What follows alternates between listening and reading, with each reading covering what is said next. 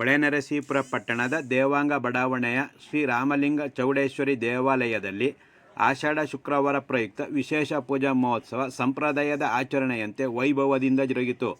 ಶುಕ್ರವಾರ ಶ್ರೀದೇವಿಯ ಮೂಲಮೂರ್ತಿಗೆ ಬ್ರಾಹ್ಮಿ ಮುಹೂರ್ತದ ಮೃಗಶಿರ ನಕ್ಷತ್ರದಲ್ಲಿ ಪಂಚಾಮೃತ ಅಭಿಷೇಕ, ವಿಶೇಷ ಅಲಂಕಾರ, ನೈವೇದ್ಯ, ಮಂಗಳಾರತಿ ನೆರವೇರಿಸಲಾಯಿತು.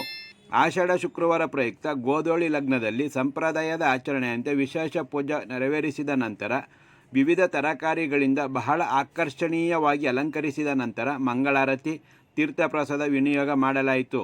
ಶ್ರೀ ದೇವಾಂಗ ಭಜನಾ ಮಂಡಳಿ ಸದಸ್ಯರು ಭಜನೆ ಮಾಡಿದರು. ಹಿರಿಯ ಅರ್ಚಕರಾದ ವಿನಯ್ ಭಟ್ರು ಪೂಜಾ ಕೈಂಕರ್ಯವನ್ನು ಹಾಗೂ ಅಲಂಕಾರವನ್ನು ನೆರವೇರಿಸಿದರು.